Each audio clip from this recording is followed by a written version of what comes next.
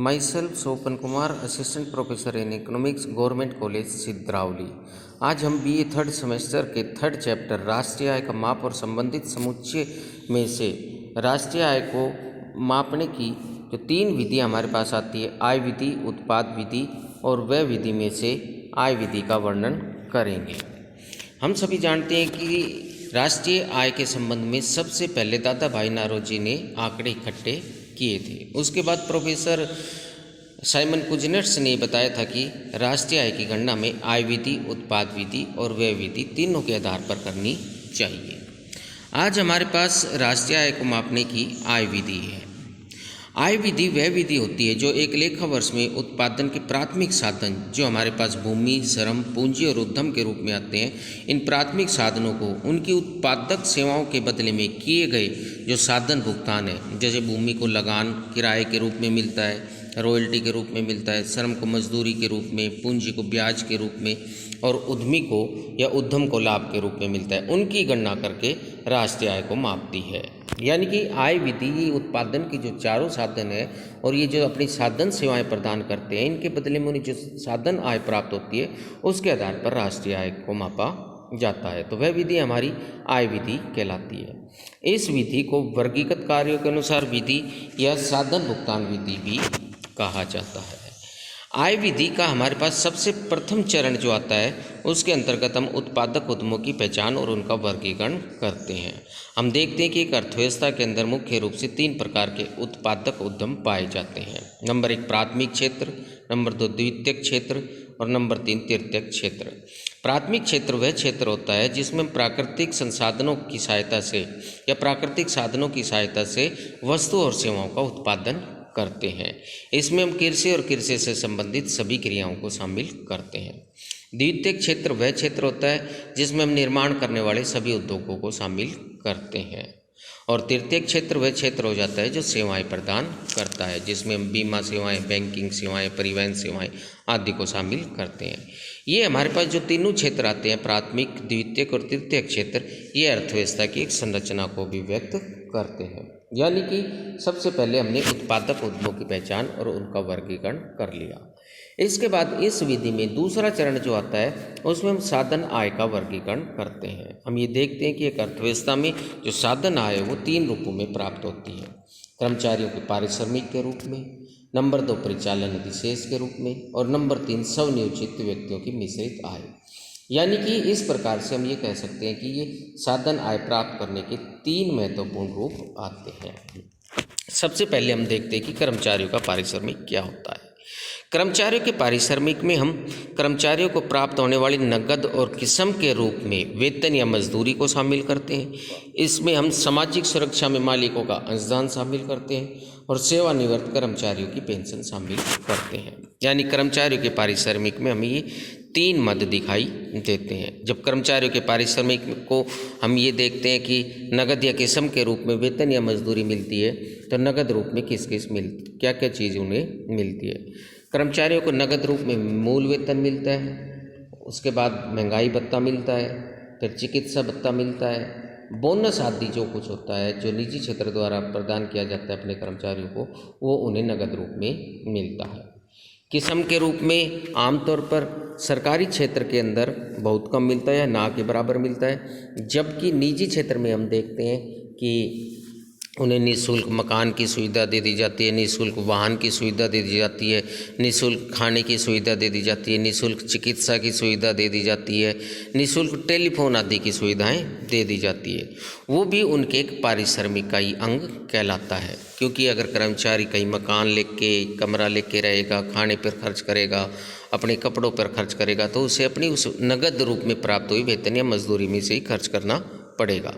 इसलिए निजी क्षेत्र द्वारा वेतन या मजदूरी के अतिरिक्त ये जो उन्हें किस्म के रूप में सुविधाएं दी गई है, ये उसकी बचत को बढ़ाती है, यानी कि उसको जो नगद मजदूरी मिल रही है उसको बढ़ाती है।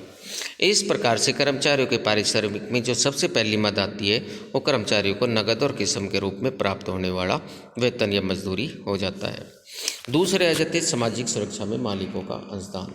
मालिकों द्वारा अपने कर्मचारियों के लिए जो सामाजिक सुरक्षा में अंशदान दिया जाता है, जैसे अगर हम सार्वजनिक क्षेत्र की बात करें, सरकारी क्षेत्र की बात करें, तो जो एनपीएस है ये एक प्रकार से सामाजिक सुरक्षा में मालिकों का अंशदान कहलाता है। इसी प्रकार से निजी क्षेत्र के अंदर जितने भी मालिक हैं, ओनर हैं, वो अपने कर्मचारियों के लिए जो भी योगदान देते हैं वो सारा का सारा इसके अंतर्गत शामिल हो जाता है। तीसरे नंबर पे हमारे पास जो मद आती है वो आती है सेवानिवृत्त कर्मचारियों की पेंशन। जो कर्मचारी रिटायर हो चुके हैं उन्हें पेंशन के रूप में सुविधाएं मिल रही है, वो भी कर्मचारियों का पारिश्रमिक कहलाता है। यानी कि इन तीनों मदों को हम जोड़ लेते हैं तो हमारे पास कर्मचारियों का पारिश्रमिक आ जाता है।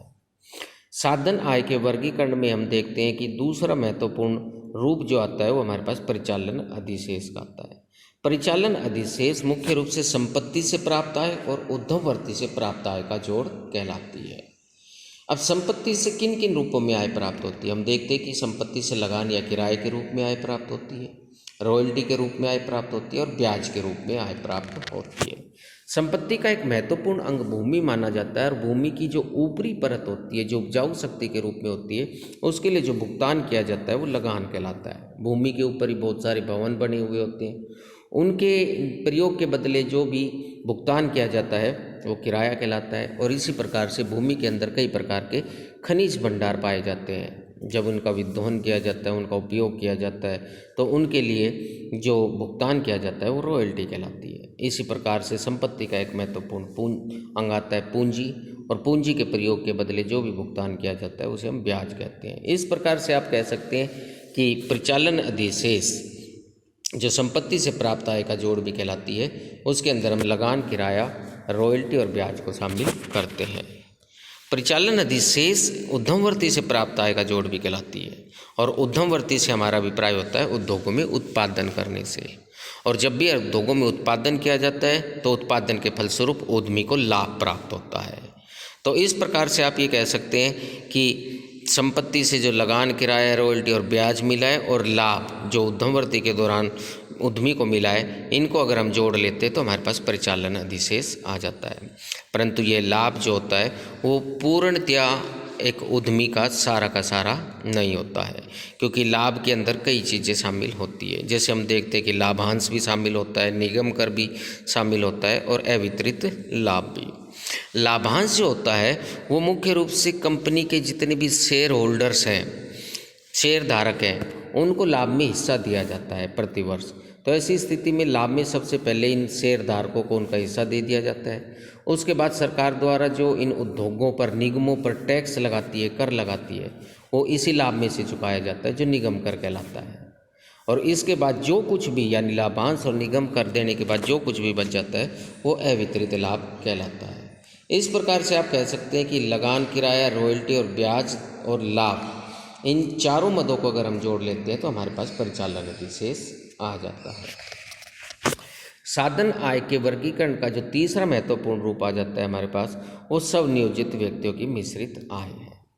यानी कि अर्थव्यवस्था में ऐसे बहुत से व्यक्ति होते हैं जो स्वरोजगार में लगे हुए होते हैं, जैसे किसान, छोटे दुकानदार, वकील, डॉक्टर, बढ़ई, हम ले सकते हैं चाय बनाने वाली, किराने की दुकान, ये सारे के सारे अपने ही साधनों की सहायता से वस्तु और सेवाओं का उत्पादन करने में लगे हुए होते हैं। इनकी आय को कभी भी उत्पादन के जो चारों साधन आते हैं, भूमि, श्रम, पूंजी और उद्यम, उनमें नहीं बांटा जा सकता।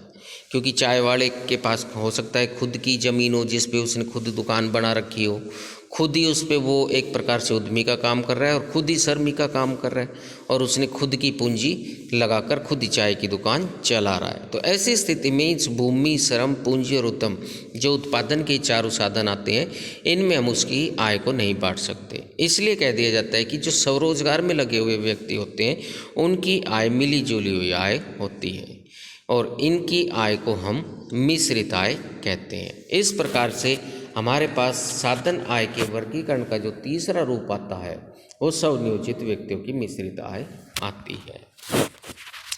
अब आय विधि में हमारे पास अगला जो चरण आता है वो साधन आय की गणना का आता है। साधन आय की गणना करते समय हम जो साधन आय के वर्गीकरण या साधन आय के जो तीन महत्वपूर्ण रूप हमारे पास आए थे, कर्मचारियों का पारिश्रमिक, नंबर 2 पे परिचालन अधिशेष और नंबर 3 पर स्वनियोजित व्यक्तियों की मिश्रित आय, हम इन तीनों को जोड़ लेते हैं तो हमें साधन आय प्राप्त होती है, जो अर्थव्यवस्था की शुद्ध घरेलू आय भी कहलाती है। इसे आप शुद्ध घरेलू साधन आय के नाम से भी जान सकते हैं।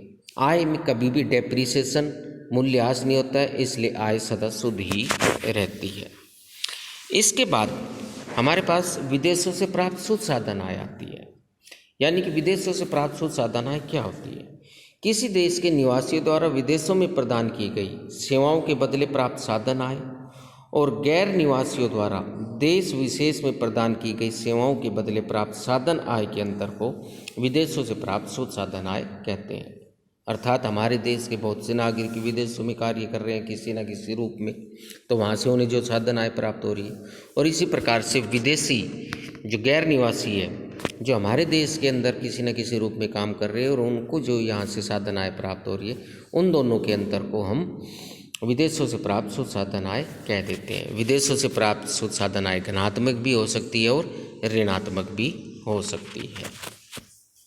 आय विधि के अगले चरण में हम राष्ट्रीय आय की गणना करते हैं। हमने जो ऊपर कर्मचारियों का पारिश्रमिक, परिचालन अधिशेष और स्वनियोजित व्यक्तियों की मिश्रित आय को जोड़कर जो शुद्ध घरेलू आय, जिसे शुद्ध घरेलू साधन आय के नाम से भी जाना जाता है, उसके अंदर अगर हम विदेशों से प्राप्त शुद्ध साधन आय जोड़ देते हैं तो हमारे पास राष्ट्रीय आय आ जाती है। इसी राष्ट्रीय आय को हम शुद्ध राष्ट्रीय आय भी कहते हैं। जैसे कि हमने बात की कि कर्मचारियों का पारिश्रमिक, परिचालन अधिशेष और स्वनियोजित व्यक्तियों की मिश्रित आय, इन तीनों को जोड़कर हम शुद्ध घरेलू आय, जो हमारी शुद्ध घरेलू साधन आय या साधन आय कहलाती है, इसे हम एनडीपी एट फैक्टर कॉस्ट यानी साधन लागत पर शुद्ध घरेलू उत्पाद भी कहते हैं। इसमें हमने विदेशों से प्राप्त शुद्ध साधन आय को जोड़ा तो हमारे पास राष्ट्रीय आय आ गई, शुद्ध राष्ट्रीय आय आ गई। इस प्रकार से आप ये देखते हैं कि राष्ट्रीय आय को मापने की जो आय विधि है, इसके विभिन्न चरणों में से गुजरते हुए हम राष्ट्रीय आय की गणना करते हैं। राष्ट्रीय आय की गणना करते समय हमें निम्नलिखित सावधानियां रखनी चाहिए। कौन कौन सी सावधानियां रखनी चाहिए ताकि राष्ट्रीय आय की गणना में किसी प्रकार की कोई कठिनाई उत्पन्न न हो? सबसे पहले सावधानी आ जाती है कि मध्यवर्ती वस्तुओं से प्राप्त आय, यानी कि राष्ट्रीय आय में हम सिर्फ अंतिम वस्तुओं से प्राप्त होने वाली आय को ही शामिल करते हैं। हम इनमें कभी भी मध्यवर्ती वस्तुओं से प्राप्त होने वाली आय को सम्मिलित नहीं करते। हस्तांतरण आय नंबर 2 पे देखते हैं। हस्तांतरण आय सदा एक तरफा होती है, वन साइडेड होती है। एक क्षेत्र से दूसरे क्षेत्र को, जैसे सरकार द्वारा बुढ़ापा पेंशन दी जाती है, छात्रवृत्ति दी जाती है या बेरोजगारी भत्ता दिया जाता है, वो हस्तांतरण आय का रूप है, ये एक तरफा होता है। इसलिए इसे कभी भी राष्ट्रीय आय की गणना करते समय हम शामिल नहीं करते। इसी प्रकार से तीसरा पॉइंट हमारे पास आ जाता है गैर कानूनी कार्यों से प्राप्त आय। जितने भी गैर कानूनी कार्य जैसे जुआ हो गया, लॉटरी हो गया, इनसे जो आय प्राप्त होती है उनको हम कभी भी राष्ट्रीय आय में शामिल नहीं करते। एक हमारे पास आ जाता है पुरानी वस्तुओं की बिक्री से आय। पुरानी वस्तुओं को बेचने से हमें जो आय प्राप्त हो रही है उसे हम कभी भी राष्ट्रीय आय में शामिल नहीं करते। इस बात का भी हमें ध्यान रखना चाहिए, क्योंकि पुरानी वस्तु जब वो प्रारंभ में नई वस्तु के रूप में थी तब उसकी आय को हमने राष्ट्रीय आय में शामिल कर लिया। अब वो वस्तु पुरानी हो चुकी है और ऐसी स्थिति में अगर उसे बेचा जाता है तो उसे प्राप्त जो कमीशन होता है उस कमीशन को तो हम राष्ट्रीय आय में शामिल करते हैं, लेकिन उस पुरानी वस्तु की बिक्री से जो आय प्राप्त हो रही है उसे हम कभी भी राष्ट्रीय आय में शामिल नहीं करते। इसी प्रकार से शेयर बॉन्ड से प्राप्त होने वाली आय ये सदा राष्ट्रीय आय में शामिल की जाती है। अचानक आय प्राप्त हो जाती है, आप रोड पे जा रहे हैं, कहीं अचानक से गिरे हुए आपको पैसे मिल गए, उस आय को भी हम राष्ट्रीय आय में शामिल नहीं करते हैं। मकानों का आरोपित मूल्य, बहुत सारे ऐसे मकान मालिक होते हैं जो स्वयं के मकान में ही रह रहे हैं या कोई ऐसा व्यक्ति जो किराए पे रह रहा है, तो उन मकानों का एक औसत किराया, आरोपित मूल्य, आरोपित किराया की गणना कर ली जाती है और उस किराए को राष्ट्रीय आय में शामिल किया जाता है। इस प्रकार से हम देखते हैं कि हमारे पास राष्ट्रीय आय को मापने की कुछ महत्वपूर्ण सावधानियां आती है। ये था हमारे पास आज राष्ट्रीय आय को मापने का आय विधि का वर्णन। धन्यवाद।